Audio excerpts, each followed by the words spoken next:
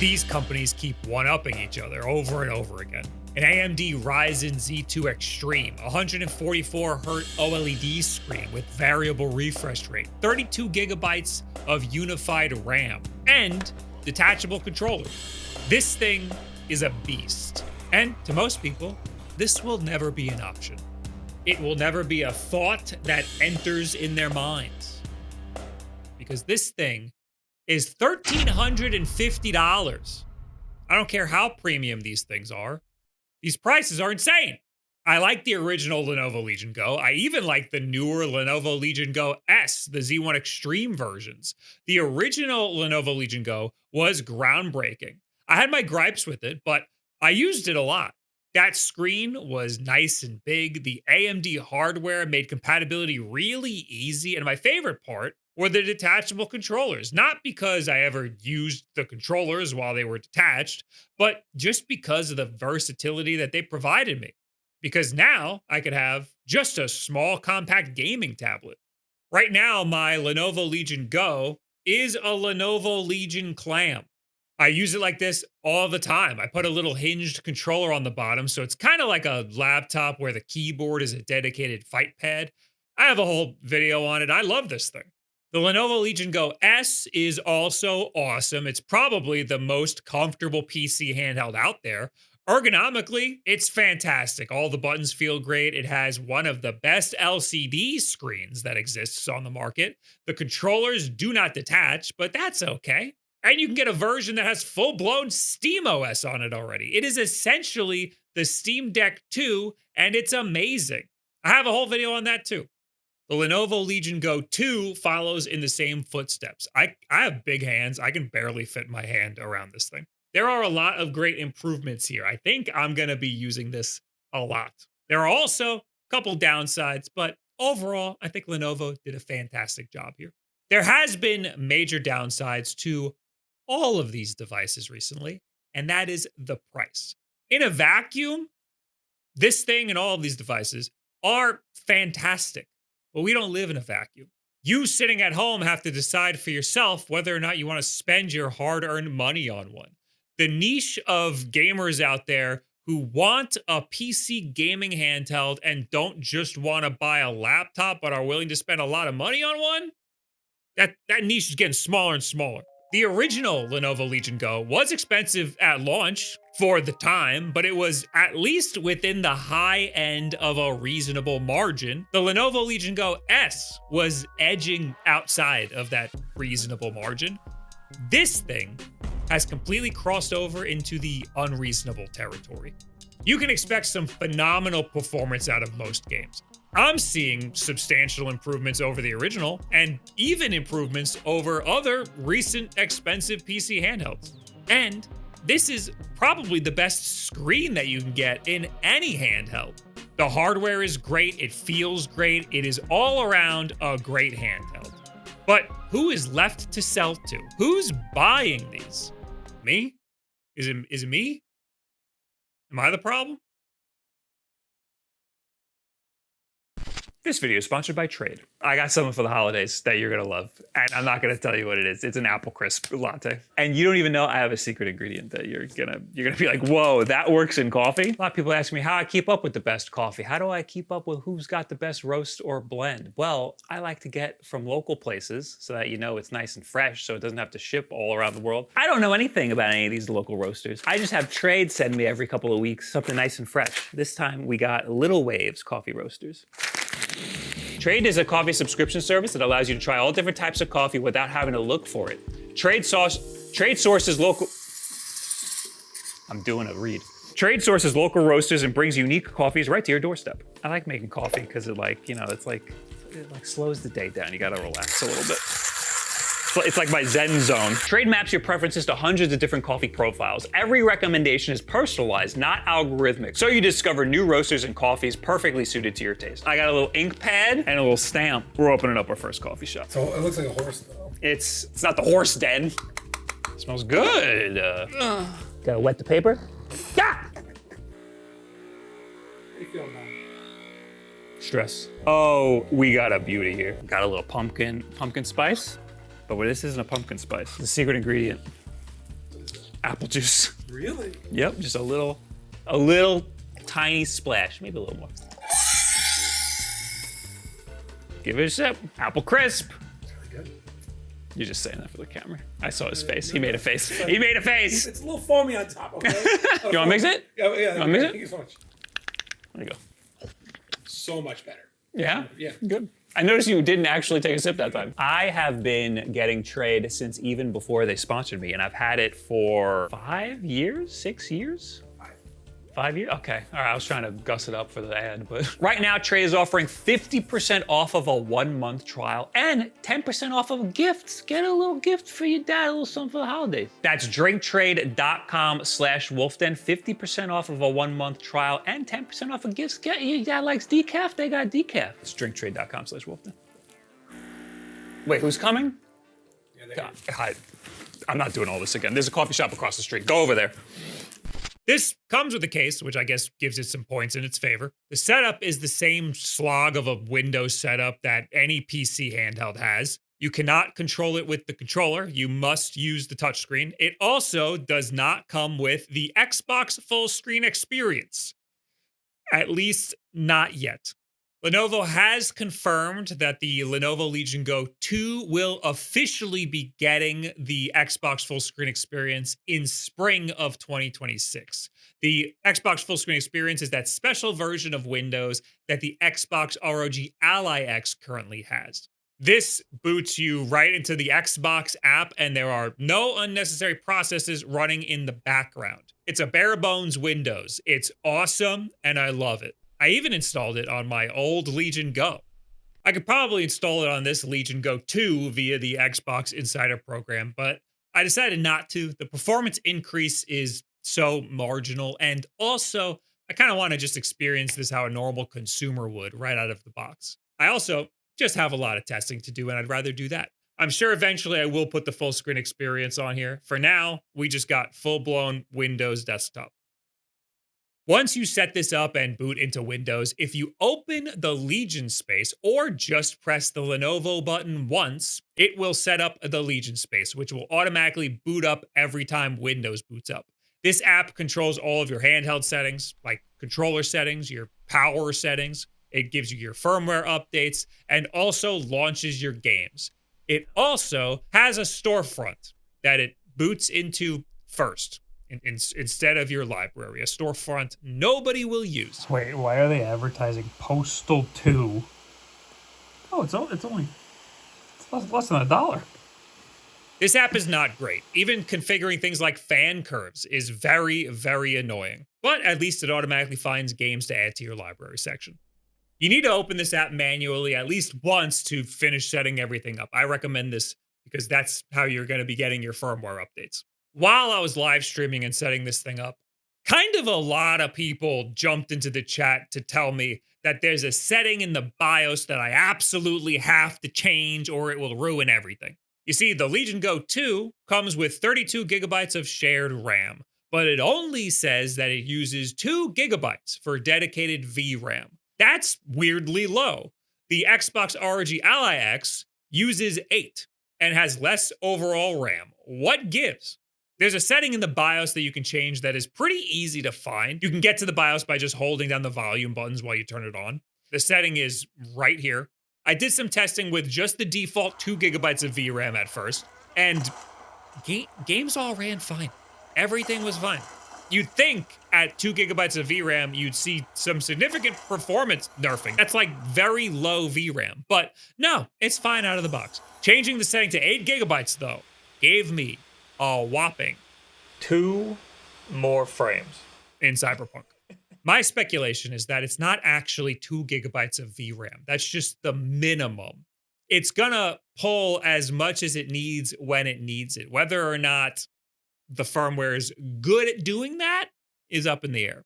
But Cyberpunk was reading that it's only 2 gigabytes of video memory, whereas Resident Evil 4 shows you that it could pull a lot more VRAM if it wants to.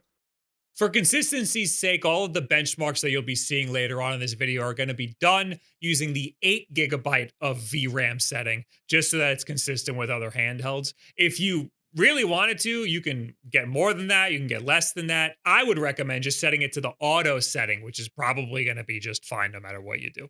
Like every other PC handheld, there are a bunch of different performance modes. The side menu brings these up. All of my testing is done at the custom performance mode with the TDP sliders all maxed out, which will give you 35 watts, but it can go all the way up to 45. I also customized the fan curve a very little bit. This isn't really easy to do or necessary. I try to remind myself to lower the performance mode whenever I'm playing something that is not very power intensive. Like right now, I'm just showing the desktop, so I have it on the quiet performance mode. Or at the very least, you can limit the frame rate so it's not working too hard. My biggest gripe with the older Lenovo devices is that horrible fan noise. God, the fan noise is so bad on all of those. This new one also has gigantic fan holes, but really, honestly, the noise isn't that bad. It's still loud, but it's not nearly as loud as the original Go or the S. So I'll take this as a small victory. The speakers are also significantly better. They were horrible on the original.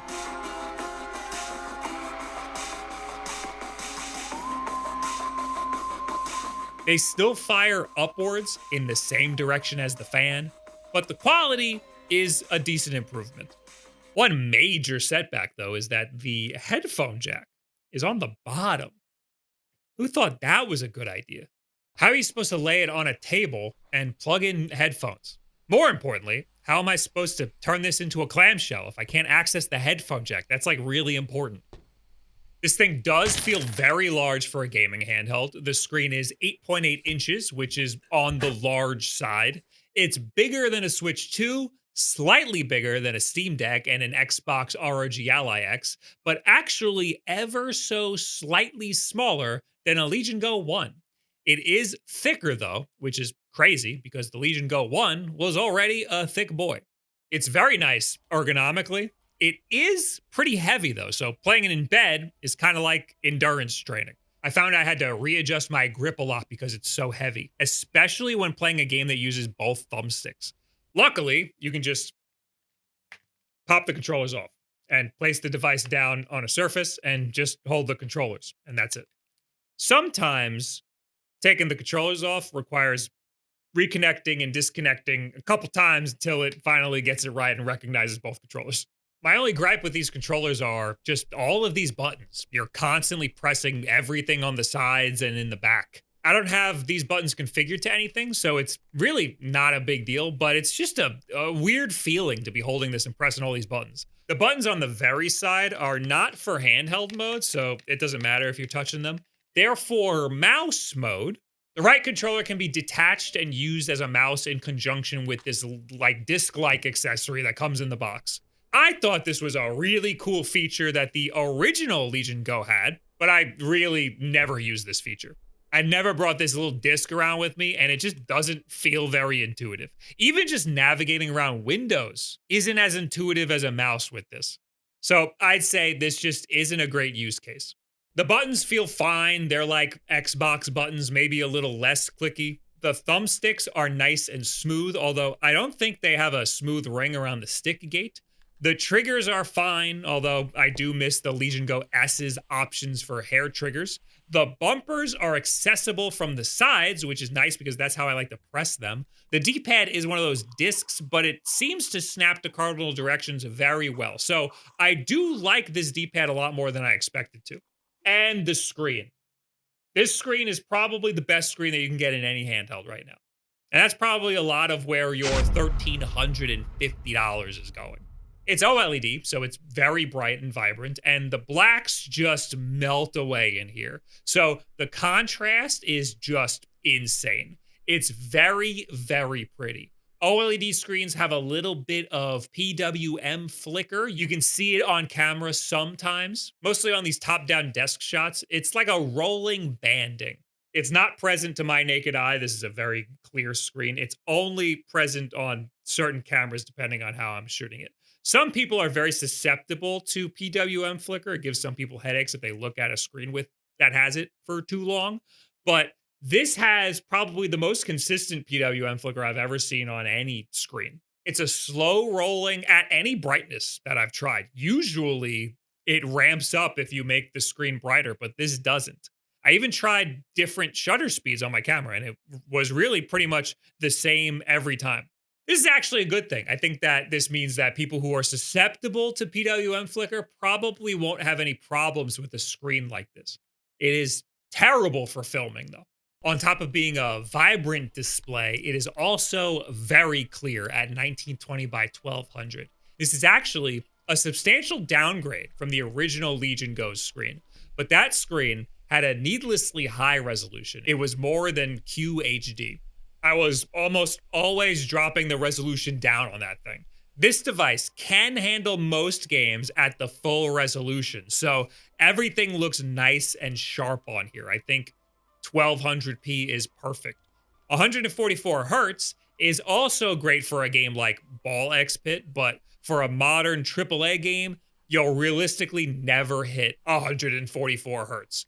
Luckily, this display now finally supports variable refresh rate, so that will help mitigate a lot of the screen tearing at lower frame rates that I was seeing on the original Lenovo Legion Go. So this screen is doing a lot of heavy lifting here. This screen and this chipset are kind of perfect together. I think this is the big selling point, and this is what's going to make me want to come back to playing on this device specifically.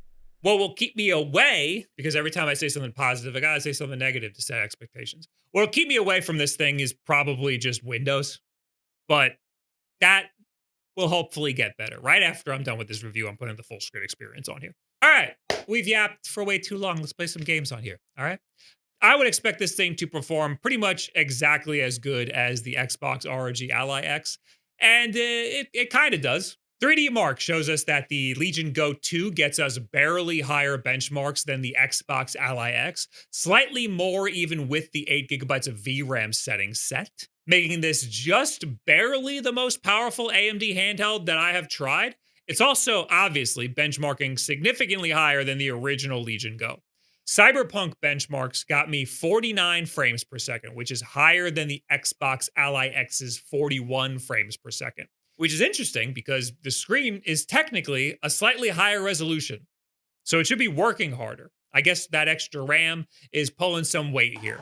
Keep in mind the Xbox Ally X has the full screen experience setup, and this does not. So we're still dealing with all the unnecessary Windows processes running in the background on the Legion Go 2. Resident Evil 4 got me about 54 frames per second. No change in frame rate at all when I changed the dedicated VRAM from the default 2GB to up to 8GB. 54 frames per second is significantly less than what the Xbox Ally X was getting at 62 frames per second, but maybe it's a slightly higher resolution, maybe it's Windows bloat, who the hell knows. It's still pretty good, and that variable refresh rate is helping things a lot. Fortnite at low textures got me around 120 frames per second. Fluctuating wildly, but maintaining over 100 frames the whole time. With VRR, it seemed extremely consistent. This is very, very good performance. And the new Simpsons map is kind of fucking awesome.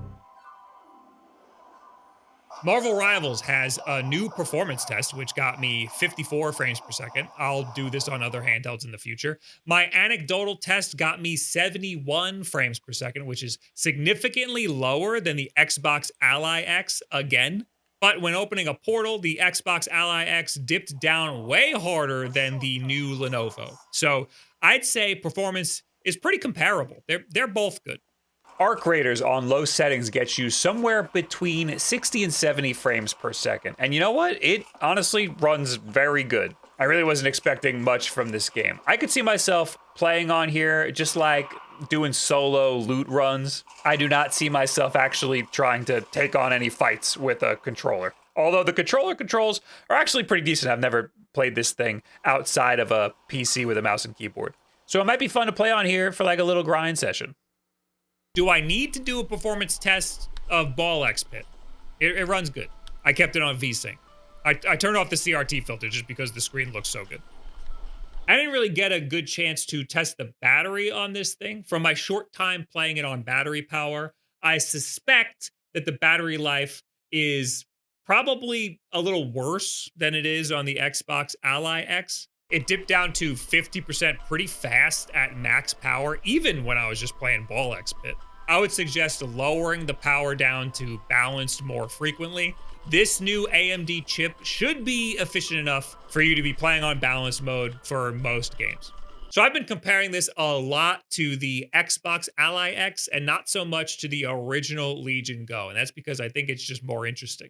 These are two brand new devices. They are directly competing against each other. The Xbox Ally X is $1,000. This one is $350 more. They both run on the same chipset. There are some benefits to the Legion Go 2 though. The screen is way better. The OLED really pops. It's huge by comparison. Some people like the 16:10 aspect ratio as opposed to 16:9, but that's a small nitpick. The Legion Go 2 also has more RAM, but I guess that doesn't really make much of a difference here. The detachable controllers are a huge plus. Not so much because I ever use the controllers while they're detached, but just because I like using the Lenovo as just a tablet sometimes. Maybe in the future, I'll turn it into a clam again. I love that little thing. Some people really like the Xbox Ally X's grips. I don't, but I'll admit they are very comfortable. This thing is so much lighter. I do think the biggest selling point of the Xbox Ally X is the full screen experience. It makes using a Windows computer as a gaming handheld way more bearable, even if it is still a little wonky. I still have to refresh it every time I load it, and I still have to tap the screen once to get the controllers to recognize it. But the Lenovo is getting the full screen experience eventually. You'll just have to wait till spring. I don't recommend buying something in the hopes that it will eventually get better. You could also just do the whole insider program thing, but that's a little bit of a pain in the ass. Also, fun fact, the Xbox app on mine does not work at all. It just gives me an error. It says, whoops, something went wrong. Don't you just love Windows? To be very clear, I also think that the Xbox Ally X is just too much money at $1,000. So do I think it's worth spending $350 more on the Lenovo Legion Go 2? How much do you love OLED screens? It's just an insane cost. I do really like the original Lenovo Legion Go. And that thing still plays games very well. It might chug a little bit playing like Marvel Rivals, but you can play plenty of AAA stuff, and the price these days is very reasonable. It retails for $750, but if you wait till Black Friday, I bet you'll find it go for as low as $500. That is so much cheaper than this new one, and it can play a lot of the same stuff. I have a ton of handhelds that are way more powerful than the original Legion Go, but I take that with me on trips because I like the clamp. I like the form factor that I made out of it. These videos are all about finding the right person and deciding whether or not they would be happy with purchasing one. If one of these just fell into your lap, you'd probably be over the moon. You'd probably have a great time with it. But who's buying these? Your rich cousin? Someone who thinks that OLED screens are the only possible good screens that exist out there and they're willing to spend $1,350 on that fallacy? I should mention that I purchased this myself and it was a nightmare of a pre-order process. It came out in October and they just didn't make enough of them. So they didn't announce when the pre-orders were going up. They just kind of went up and immediately went back down. And they did that like twice and I missed both of them. And guess what? It's sold out again. The only one that's available is the Ryzen Z2, not the Z2 Extreme. So good luck. Good luck if you want one. Lenovo did a great job. The price isn't even entirely their fault. Some other things are their fault though, but that's okay. Honestly, in terms of hardware, it might be the best PC handheld that I've tried, but we have to consider the software a little bit and also the price. And I just don't see a world where I can recommend this. Maybe if you're rich and want the very best. I just don't think the value is there. That being said, I think this is my main thing for right now, especially if I can get a clamshell going. It is the best hardware. It's so hard to recommend because there are better values out there. Does that make sense?